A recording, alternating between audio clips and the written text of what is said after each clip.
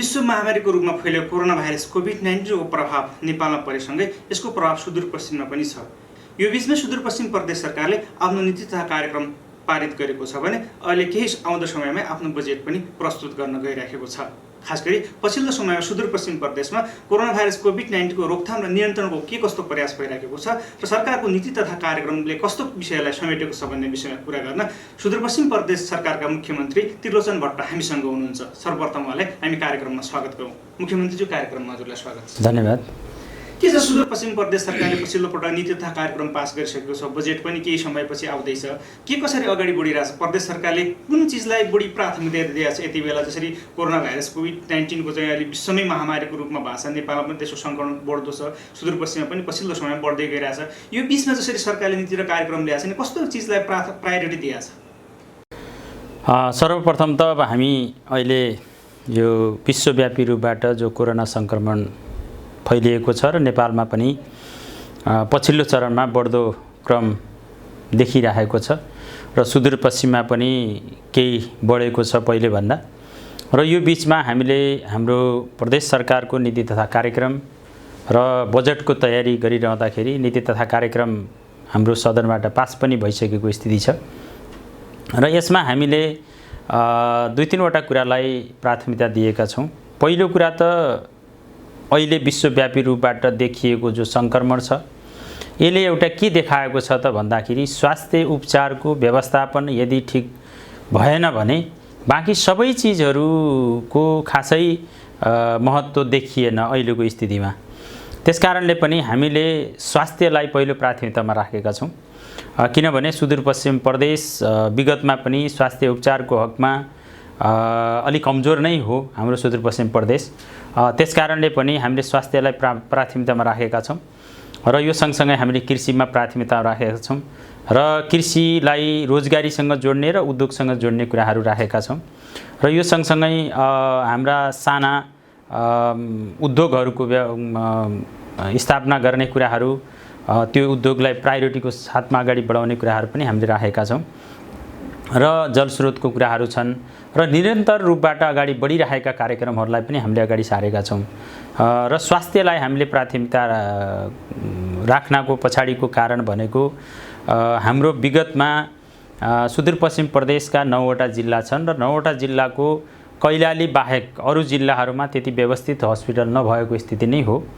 त्यसकारणले हामीले अब यसपछि यो बजेट ल्याइरहँदाखेरि हामीले नीति तथा कार्यक्रममा प्रष्ट भनेका छौँ कि अब हाम्रो सुदूरपश्चिमका सबै जिल्लाहरूमा हस्पिटलहरूको स्तर उन्नति गर्नुपर्छ र त्यसमा अन्य व्यवस्थापन गर्नुपर्छ। अहिलेको स्वास्थ्य सामग्रीदेखि लिएर ल्याबसम्मको स्थापना गर्नुपर्छ भनेर पनि हामीले अगाडि सारेका छौँ र यो सँगसँगै फेरि हामीले दुई तीनवटा कुराहरू सङ्क्रामक रोग निदानको लागि एउटा हस्पिटल स्थापना गर्नुपर्छ भनेर पनि सारेका छौँ। ट्रमा सेन्टरको कुरा गरेका छौँ र यो सँगसँगै फेरि क्यान्सर हस्पिटलको पनि अध्ययन गर्नुपर्छ र त्यो अनुसार अगाडि बढ्नुपर्छ भनेर हामीले मुख्य रूपबाट मोटामोटी हिसाबबाट अब स्वास्थ्य 88वटा स्थानीय तहमा अलि व्यवस्थित रूपबाट सञ्चालन गर्नुपर्छ भनेर हामीले मूल रूपबाट अगाडि सारिरहेका छौँ। मुख्यमन्त्री जसरी चाहिँ अहिले चाहिँ स्वास्थ्य क्षेत्रलाई प्रायोरिटी दिए, त्यसपछि कृषि क्षेत्रलाई भन्नुभयो। स्वास्थ्यले जसो कोरोनाको अहिले चाहिँ महामारी भइरहेको बेला ठ्याक्कै यसको चाहिँ रोकथाम र नियन्त्रणका लागि कुन कुन ठाउँमा कसरी अस्पताल व्यवस्थित गर्ने भन्ने कुराहरू एउटा र दोस्रो चाहिँ यो सँगसँगै जसरी लामो समय चाहिँ लकडाउन र यो चाहिँ सङ्क्रमणले गर्दाखेरि जसरी भोकमारी भोलि हुने कुराले गर्दाखेरि कृषि क्षेत्रलाई पनि प्रायोरिटी दिन्छ। यसरी 1, 2, 3 भन्दाखेरि चाहिँ उपचारका कुराहरू अनि कोरोना न्यूनीकरणका लागि गर्ने कुरा र ठ्याक्कै कृषिको कुराहरू चाहिँ नीति कार्यक्रममा कुन चिजलाई फोकस गरिरहेको छ यो वर्षको 1, 2, 3 भन्दाखेरि? अब यसमा मैले भनिसकेँ, एउटा कुरा त स्वास्थ्यलाई हामीले कोरोनालाई मध्यनजर गरेर पनि केही चिजहरू अगाडि सार्नुपर्ने अहिलेको आवश्यकता देखिन्छ र त्यो आधारमा पनि हामीले अगाडि सारेका छौँ र तत्काल हामीले कोरोना सङ्क्रमणबाट उपचार कसरी गर्न सकिन्छ, योबाट कसरी बच्न सकिन्छ भन्ने कुरा त एउटा कुरा रह्यो र त्यो अनुसार नै हामीले अगाडि बढाइरहेका छौँ र यो सँगसँगै फेरि दीर्घकालीन रूपबाट पनि हाम्रो सुदूरपश्चिममा स्वास्थ्य उपचारको जुन विगतदेखि नै अभाव भएको हुनाले दीर्घकालीन रूपबाट पनि स्वास्थ्य उपचार अथवा हस्पिटलहरूको व्यवस्थापन गर्ने कुरा, नयाँ हस्पिटलहरू स्थापना गर्ने कुरा, भएका हस्पिटलहरूमा मेसिनहरू लगायतका चिजहरू जडान गर्ने कुरा एउटा त्यो राखेका छौँ यो स्वास्थ्यको कुरामा। र यसमा अल्पकालीन पनि छ र दीर्घकालीन रूपबाट पनि यसको व्यवस्थापन गर्नुपर्छ भनेर भनेका छौँ। र यसमा दोस्रो हामीले के भनेका छौँ भने कृषिलाई हामीले प्रायोरिटी दिएका छौँ। कृषिलाई प्रायोरिटी दिनको पछाडिको कारण मुख्य के हो भने हाम्रो सुदूरपश्चिम प्रदेश भनेको हिमाल तराई पहाड भएको प्रदेश हो र सबै ठाउँमा हामीले खेती योग्य जमिन हामीसँग प्रशस्त छ।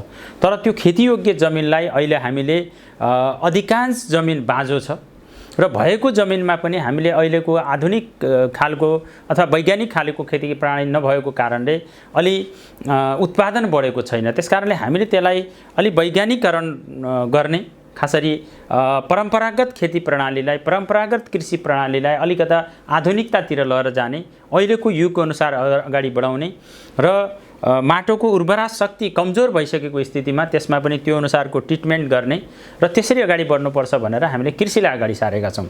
कृषिमा हामीले प्रष्ट रूपबाट के भनेका छौँ भने विगतदेखि पनि हाम्रो सञ्चालित कार्यक्रम पनि छ। 88 वटै स्थानीय तहमा एउटा गाउँमा सुरुवात गरेर त्यसलाई निरन्तर रूपबाट बढाउने भन्ने जो कार्यक्रम थियो त्यसलाई हामीले निरन्तरता दिने भनेका छौँ र त्यसलाई अझ बृहत रूपबाट त्यसलाई फैलाउने भनेका छौँ। त्यसमा कोरोनाको कारणले जो रोजगारीबाट वञ्चित भएका अथवा हाम्रो छिमेकी राष्ट्रमा गएर आफ्ना रोजगारी गरिराख्ने नेपाली दाजुभाइहरू अथवा हाम्रो सुदूरपश्चिमेली दाजुभाइहरू जो अहिले फर्केका छन् उहाँहरूलाई कृषिमा जोड्ने कुरा, उहाँहरू आफै खेती गर्न चाहनुहुन्छ, उहाँहरूलाई के सहयोग गर्नुपर्छ। स्वरोजगार कोष पनि हामीसँग छ जसमा हामी बिना धितो ऋण दिन सक्ने स्थिति हुन्छ थोरै ब्याजमा र त्यो सँगसँगै सरकारले अनुदान दिने कुरा छ। त्यो सँगसँगै हामीले उनीहरूले खेती फलफुल गर्न चाहन्छन् कि अन्य खेती गर्न चाहन्छन् कि र तरकारी खेती गर्न चाहन्छन् कि र कुखुरा पालन गर्न चाहन्छन् कि अन्य कुनै बाख्रा पालन गर्न चाहन्छन् कि कृषि सेक्टरमा हामीले जे गर्न चाहन्छ त्यतापट्टि श्रम रोजगार र कृषिको उत्पादनलाई बढाउनेतिर हामीले जोड गरेका छौँ र यसमा हामीले बृहत रूपबाट सबै सेक्टरमा हामीले काम गर्ने भनेर हेरिराखेका छौँ र यो सँगसँगै फेरि कृषि उद्योगहरू स्थापना गर्ने कुरा अलि ठुलो स्केलमा काम गर्न चाहने लगानीकर्ताहरूलाई हामीले भित्र्याउने कुरा र नेपालभित्रकै लगानीकर्ताहरूलाई कृषिमा लगानी लगाउन चाहनेहरूलाई विशेष रूपबाट महत्त्व दिएर अगाडि बढ्ने कुरा प्रदेश सरकारको मुख्य रूप छ। यसमा खाद्यान्न पनि बढाउने हो, रोजगारी पनि सिर्जना गर्ने हो र आत्मनिर्भर पनि हुने हो। मुख्यमन्त्री जसरी चाहिँ अब नीति कार्यक्रम त तपाईँहरूले पास गरिसक्नु भएको छ, त्यसले चाहिँ कोरोनालाई चाहिँ मध्यनजर गर्दै हस्पिटल निर्माण गर्नेदेखि लिएर के कुराहरू त्यहाँ पनि फोकस गरिरहेको छ, त्योसँगै कृषि पनि फोकस गरिरहेको छ। र तत्कालको समस्या के देखिन्छ भने अब भारतबाट पनि धेरै जसो नेपालीहरू स्वदेश फर्केको, त्यसपछि तेस्रो मुलुकबाट फर्किराखेको अवस्थामा अब चाहिँ क्वारेन्टाइनको समस्या अहिले एउटा जटिल बनिएको छ। किनभने मान्छेहरू एकैचोटि आउँदाखेरि कसरी व्यवस्थापन गर्ने, हिजोका दिन पालिकामा थियो अब वडामा गर्नुपर्ने एउटा अवस्था सिर्जना छ। त्यो सँगसँगै अब उनीहरूको पिसिआर टेस्टको चाहिँ ठुलो समस्या सिर्जना भएको जस्तो लाग्छ। किनभने पिसिआर टेस्ट सुरुमै गरेर चाहिँ यद्यपि उनीहरूलाई होम क्वारेन्टाइनमा पठाउँदाखेरि अझ सहजता हुन्थ्यो, त्यो विषयमा प्रदेश सरकारले के सोचेको छ? अब यसमा हामीले मुख्य कुरा त अहिले जुन प्रकारको परिस्थिति देखिएको छ पछिल्लो एक हप्तामा हामीले जे देख्यौँ यो मैले धेरै पहिले पनि उठाइराखेको कुरा हो कि यदि हामीले समयमा नै यसलाई कन्ट्रोल गर्न सकेको भए अथवा खासरी हाम्रो मित्र राष्ट्र भारतमा जो अधिकांश नेपालीहरू त्यहाँ बस्नुपर्ने बाध्यता थियो हाम्रो र तिनीहरूलाई समयमा नै हामीले भित्राउन सकेको भए यति धेरै सङ्क्रमण अहिले कम हुने सम्भावना थियो। किनभने त्यतिखेर नेपालमा यदि चैतको पहिलो हप्ता दोस्रो हप्तामा हामीले भित्राइदिएको भएपछि यो सङ्क्रमणको स्थिति कम हुने सम्भावना देखिन्थ्यो र त्यतिखेर हामी कहीँ न कहीँ योजना बनाउनेमा केही न केही हाम्रो खासरी अब हामीले त त्यो गर्न प्रदेशले त त्यो गर्न सक्ने स्थिति थिएन, सङ्घीय सरकारले त्यो गर्नुपर्ने थियो। कहीँ न कहीँ केही न केही अब के अभाव रह्यो एउटा कुरा त त्यो छ। र अहिले पछिल्लो चरणमा जुन चिजहरू देखिरहेको छ अब हाम्रो यहाँ हामीले के देख्यौँ भने हिजोसम्मको रिपोर्टमा लगभग 60,000देखि 62,000को हाराहारीमा हाम्रो प्रदेशमा भारतबाट आएका हाम्रा दाजुभाइहरू छन् र सबै स्कुलहरू लगभग भरिसकेको स्थिति छ र सबै ठाउँमा समस्याहरू भएको छ र सङ्क्रमण पनि बढिरहेको स्थिति छ। अब यसलाई कसरी व्यवस्थित गर्ने भन्ने कुरा हामीले पहिलेदेखि नै तयारी पनि गरिरहेका थियौँ। फेरि तयारी नगरेको स्थिति पनि थिएन हामीले अब 30,000 को हाराहारीमा त पहिलेदेखि नै क्वारेन्टाइनको व्यवस्थापन गर्ने कुरा, अन्य चिजहरू त्यसको व्यवस्थापन गर्ने कुरा प्रदेश सरकार, स्थानीय सरकार र सङ्घीय सरकारको सहयोग लिएर पनि हामीले गरिरहेका थियौँ। तैपनि 81 मान्छेहरू बढ्दै जाने क्रममा केही अप्ठ्यारो हुने कुरा स्वाभाविक हो, तर यसलाई हामीले म्यानेजमेन्ट गर्दै गएका छौँ। र अब क्वारेन्टाइनलाई के गर्ने त, कसरी त्यसलाई व्यवस्थित गर्ने भन्ने कुरा त एउटा छ विषय। तैपनि हामीले त्यसलाई व्यवस्थित गर्दै अगाडि बढ्दै गएका छौँ। स्थानीय तहसँग हाम्रो समन्वय भइरहेको छ र हामीले स्थानीय तहलाई थप सहयोगको लागि पनि प्रदेश सरकारले स्थानीय तहलाई आर्थिक सहयोग गरेर क्वारेन्टाइन आइसोलेसन वार्ड निर्माण गर्नको लागि पनि केही सहयोग गर्ने भनेर पनि हामीले प्रदेश सरकारले अगाडि सारिरहेको छ र उहाँहरूसँग सबैसँग त्यो डिटेल मागी पनि राखेका छौँ। र यो सँगसँगै अब चेक जाँचको जहाँसम्म कुरा हो, यसमा अलिकता के भयो भने हामीले आफै पनि कैयौँ स्वास्थ्य सामग्री खरिद पनि गरेका थियौँ, तर त्यसले कम पढेको छ र आउने क्रम पनि जारी छ। र केही पछिल्लो चरणमा सङ्घीय सरकारले पनि खासरी किटहरू दिएको थियो र त्यो हामीले चेक जाँच गऱ्यौँ। र अहिले आज भोलि नै प्रदेश सरकारले मगाएको के किटहरू आउँदैछन् 20-25 हजारको हाराहारीमा। त्यो भयो भने त्यसलाई पनि एउटा सहज रूपबाट जान्छौँ। र PCR टेस्टको जहाँसम्म कुरा हो, अब हामीसँग एउटा ल्याब छ। एउटा ल्याब एक दिनमा लगभग 200 देखि 250-300सम्म चेक गर्न सकिँदो रहेछ। र जुन स्केलमा अहिले बढेको छ यसले धानिराखेको छैन, तर हामीले 2 ठाउँमा खासरी पहाडका 2टा जिल्लाहरूमा ल्याब बनाउने भन्ने जो प्रदेश सरकारको निर्णय थियो, तर त्यो प्रक्रियामा अगाडि बढ्दै जाने क्रममा मेसिन र सामग्री नै नपाएको कारणले अहिलेसम्म त्यो रोकिएको छ। अब केही दिनभित्रै त्यो पनि आउने सम्भावना छ र हामी त्यसलाई जडान गऱ्यौँ भने चेक जाँचको कुनै समस्या हुँदैन र मूल रूपबाट सङ्घीय सरकार र प्रदेश सरकार र स्थानीय तह एकीकृत रूपबाट यो कोरोनासँग लड्नको लागि अगाडि बढिरहेको स्थिति छ। लाग्छ हामी यसलाई कन्ट्रोल गर्न सक्छौँ। र हामीले थप कुरा के भनेका छौँ भने अब हस्पिटलमा मात्र नभएर अब आइसोलेसन वार्डहरू सबै स्थानीय तहहरूमा निर्माण गर्नुपर्छ र 20 देखि 100सम्म जो सङ्क्रमित व्यक्तिहरूलाई पनि स्वास्थ्य चौकी नजिक, जिल्ला हस्पिटल नजिक, यहाँ अब कैलाली र कञ्चनपुरका हस्पिटल नजिक अलि ठुलो स्केलमा के आइसोलेसन वार्डहरू बनाउनुपर्छ, बेडहरू तयार गर्नुपर्छ र त्यहाँ सङ्क्रमित व्यक्तिहरूलाई राख्नुपर्छ भनेर पनि हामीले तयारी गरिरहेका छौँ। मुख्यमन्त्री जसरी हामी यो प्रसङ्ग कुरा गर्दै गर्दाखेरि मुख्यमन्त्रीको कार्यालय स्वयं तपाईँ नै लागिराख्नु भएको छ। हिजोको दिनदेखि चाहिँ नेपालीहरू घर ल्याउने अथवा इन्डियाबाट फर्काउने कुरादेखि लिएर व्यवस्थापनको सबै चाहिँ चेक जाने कुराहरू, तर कतिपय पुरा सवालमा चाहिँ बाहिर कतिपय मान्छेहरूले व्यक्तिहरूले भन्ने कुराहरू प्रदेश सरकार कहाँ सुत्या छ, प्रदेश सरकारले केही पनि गरेन, प्रदेश सरकारले केही पनि भनेन भन्नेहरूलाई के छ तपाईँको जवाब, के भन्न चाहनुहुन्छ? अब यो एउटा कुरा के छ भने अब यो आलोचना भन्ने कुरा त गर्नेले गरिरहन्छन्।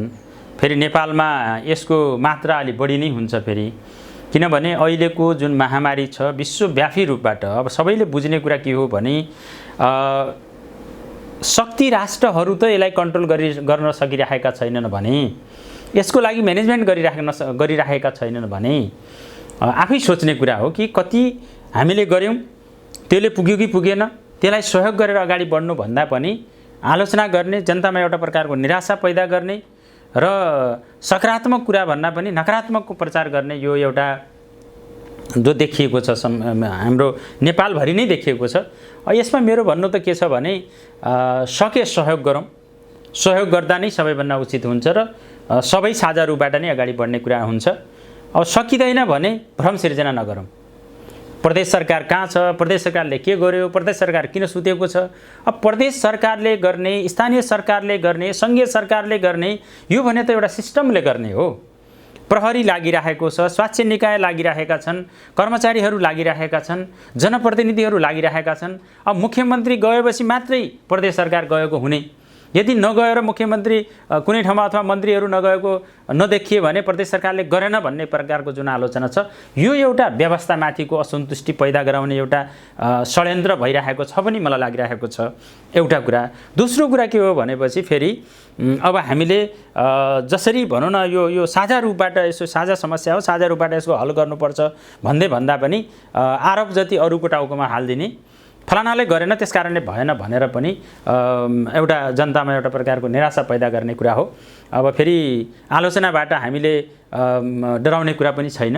हामीले आफ्नो काम गर्ने हो, आलोचना गर्नेको काम आलोचनै गर्ने हो र हामीले यो कोरोनासँग लड्नको लागि तयारी गर्ने हो, कोरोनामा सङ्क्रमित भएका व्यक्तिको उपचार गर्ने हो, राहतका कुराहरू छन्, रोजगारीका कुराहरू छन्, हामीले अन्य विकास निर्माणका कुराहरू छन्। प्रदेश सरकार आफ्नो काममा अगाडि बढिरहेको छ। अब आलोचना गर्नेलाई त के भन्न सकिन्छ र, आलोचना गर्नेको काम गर्छन्, हामी आफ्नो काम गर्दै जान्छौँ। मुख्यमन्त्री जसरी अब अहिले भारतबाट पनि धेरै मान्छेहरू भित्रिया छन्, तेस्रो मुलुकबाट पनि भित्रिया छन्, यो सङ्क्रमणको लामो ग्यापले गर्दाखेरि मान्छेले अब आफ्नै देशमा के गर्नुपर्छ भन्ने पनि लाग्छ। स्वाभाविक तपाईँले अघि पनि प्रसङ्ग उठाउनु भयो नीति कार्यक्रममा अब कसरी रोजगारी सिर्जना गर्ने भन्ने कुरा होला। त्यो सँगसँगै खास गरी चाहिँ नेपाल कृषि प्रधान देश र हाम्रो सुदूरपश्चिममा धेरै सम्भावना भावनाले पनि कृषिसँग जोडेर अगाडि गर्ने के छ। प्रदेश सरकारले ठ्याक्कै यो वर्ष चाहिँ यसरी गर्ने बजेट ल्याउने तयारीमै चाहिँ पनि अब कृषि क्षेत्रमा यो क्षेत्रहरूमा गर्ने अनि यसरी रोजगारी दिने भन्ने खालि ठ्याक्कै तपाईँले के प्लान बनाउनु भएको छ, कसरी अगाडि होइन? त्यो यस्तो छ, अब नीति तथा कार्यक्रममा हामीले त्यो कुरालाई प्रष्ट रूपबाट राखेका छौँ।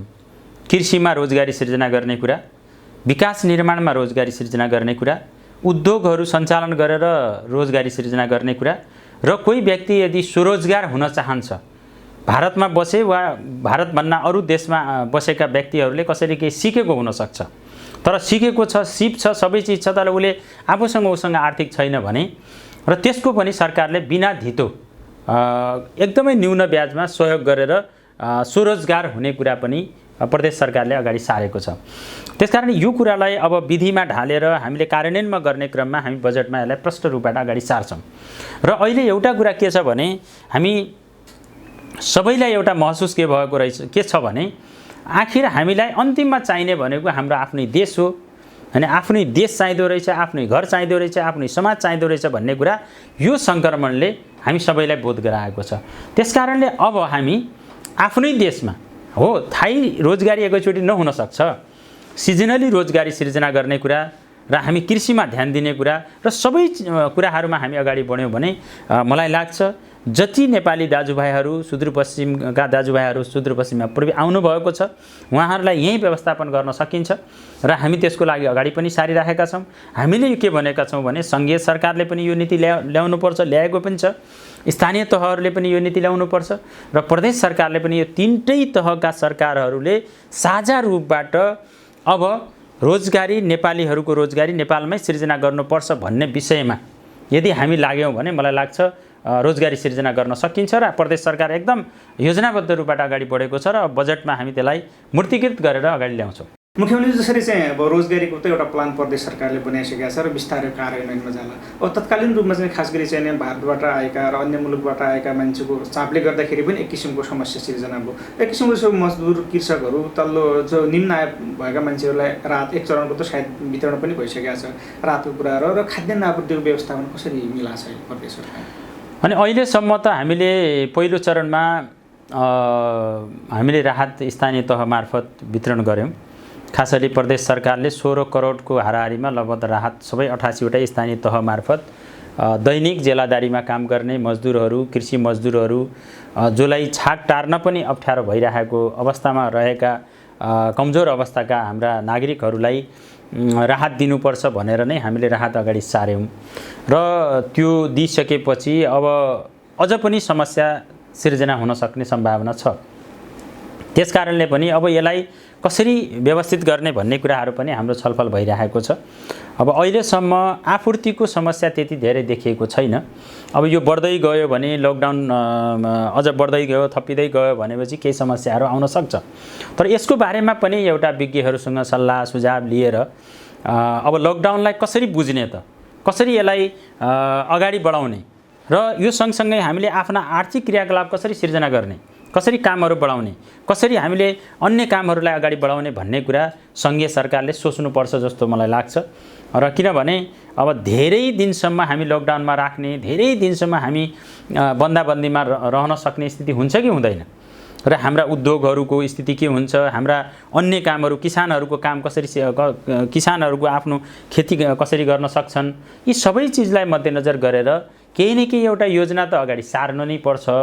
तर अहिलेसम्मको हकमा हामीले जुन सप्लाईका कुराहरू खास गरी आपूर्तिका कुराहरूको कमी केही भएको छैन र अझ पनि राहतको त्यस्तो आवश्यकता अथवा त्यो भयो भने हामी स्थानीय तहसँग छलफल गरिरहेका छौँ। त्यो आधारमा आयो भने कसरी जाने भन्ने कुराहरू, थप राहतको बारेमा के गर्ने भन्ने कुरा पनि प्रदेश सरकारले छलफल गरि पनि राखेका छौँ। हामीले सबैसँग त्यो सुझाव पनि लिए। पछिल्लो समय अब कोरोना सँगसँगै कसरी बाँच्ने अथवा कोरोना सँगसँगै कसरी हिँड्ने भन्ने कुराहरू पनि एउटा बहसमा छ। अब यो सँगसँगै अब बिस्तारै विकास निर्माण कामहरू पनि अगाडि बढाउनु पर्ने होला अथवा के कतिपय काम त बढिरहेछन्।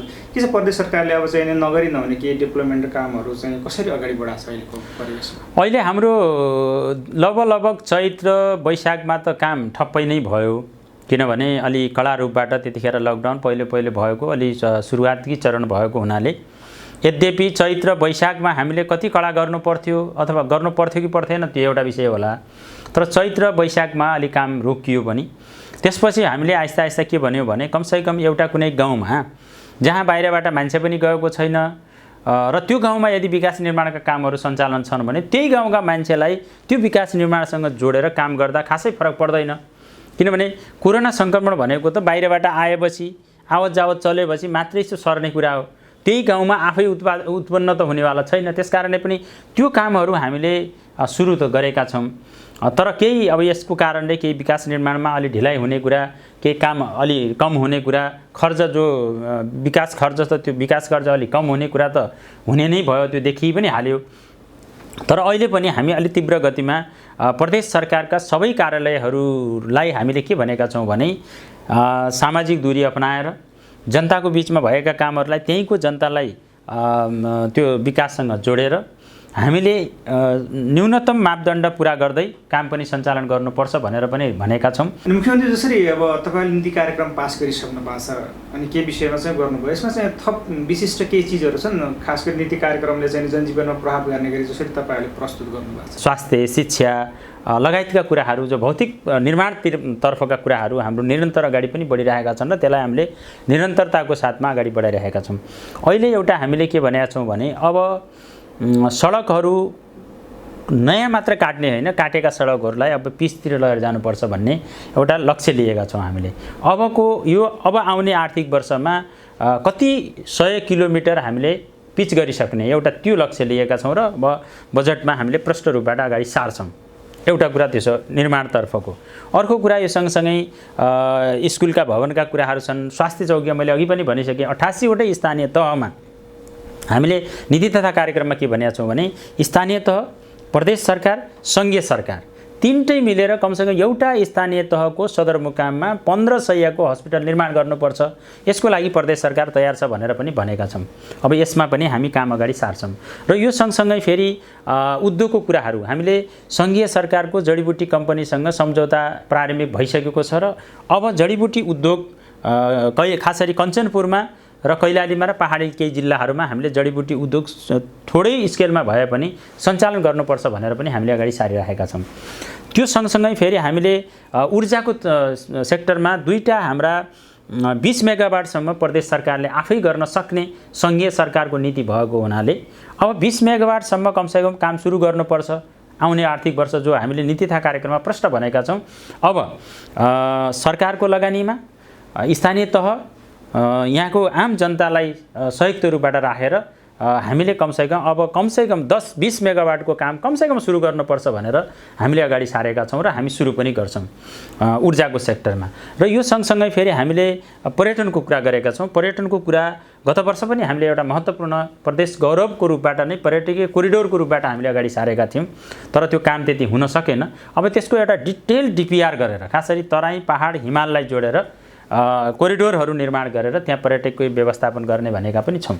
र सामाजिक सेक्टरमा हेर्ने हो भने हामीले एउटा महत्त्वपूर्ण कुरा के राखेका छौँ भने चेलीहरू जन्मने बित्तिकै बालिका जन्मेकै दिनदेखि उनीहरूलाई बिमा गर्ने प्रहरीको सङ्गठन निर्माण गर्ने कुरा, शान्ति सुरक्षाको लागि अन्य अब प्रहरीलाई अहिलेको जस्तो मात्र होइन अलि आधुनिक रूपबाट लगेर जानुपर्छ भनेर पनि प्रदेश सरकारले कार्यक्रम अगाडि सारेको छ। प्रदेशलाई कृषि, जडीबुटी, जलस्रोत र पर्यटनबाट जो हामीले हिजोदेखि भन्दै आएका छौँ र त्यसलाई अब कार्यान्वयन मात्र होइन कि अब अलि तीव्र गतिमा काम गर्नुपर्छ भनेर पनि भनेका छौँ।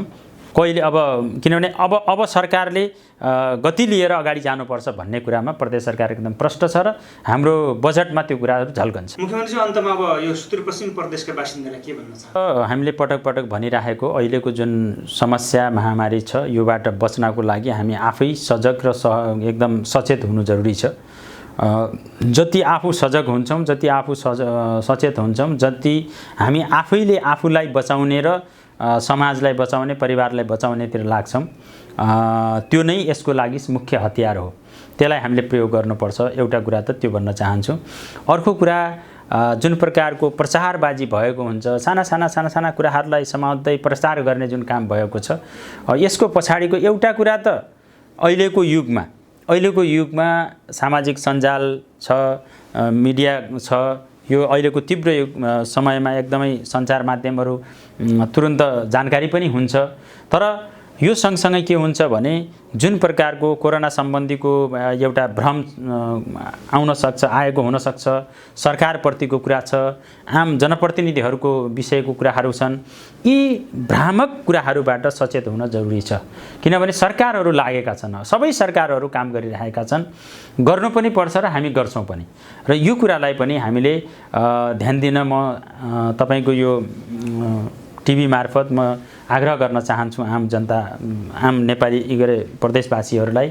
र यो सँगसँगै हामीले अहिले जुन खासरी भारत लगायत तेस्रो मुलुकबाट जो हाम्रा दाजुभाइहरू हाम्रो प्रदेशमा आफ्नो घरमा आउनु भएको छ, अब हामी कुनै न कुनै काममा हामी जुन्नुपर्ने हुन्छ। त्यसको लागि प्रदेश सरकारले एकदमै योजनाबद्ध रूपबाट अगाडि बढेको छ र त्यो अनुसार कसले के कस्तो सिकेको छ र के गर्न चाहन्छ त्यसको लागि प्रदेश सरकार तयार छ र त्यो अनुसारको योजना बनाएर अगाडि आउँछ। र यसमा हामी लाग्यौँ भने मलाई लाग्छ कोरोनासँग पनि लड्न सकिन्छ, रोजगारी सिर्जना पनि गर्न सकिन्छ, प्रदेशको समग्र विकास पनि गर्न सकिन्छ भन्नेमा प्रदेश सरकार एकदम प्रष्ट छ र त्यही अनुसार काम गरिरहेको छ। र अहिले प्रदेश सरकार एउटा नयाँ सबैको विश्वास र सबैको आशा पनि प्रदेश सरकारमा, तर प्रदेश सरकारले केही गरेन भनेर पनि जुन प्रकारको एउटा प्रचारबाजी भएको छ त्यो आफैमा एउटा अन्तर्विरोधी छ। यसमा कोही पनि नलाग्न हुन म आग्रह पनि गर्न चाहन्छु। प्रदेश सरकार जनताको साथमा छ र यसले प्रदेशका जनताको लागि गर्नुपर्ने कामहरू गरिरहेको छ, गर्छौँ र अझ तीव्र गतिमा सबैको साथ लिएर अगाडि बढ्छौँ। हस्त आफ्नो व्यस्तताका विषयमा ब्लग गर्नुभयो, यहाँलाई धेरै धेरै धन्यवाद। धन्यवाद छ यहाँलाई।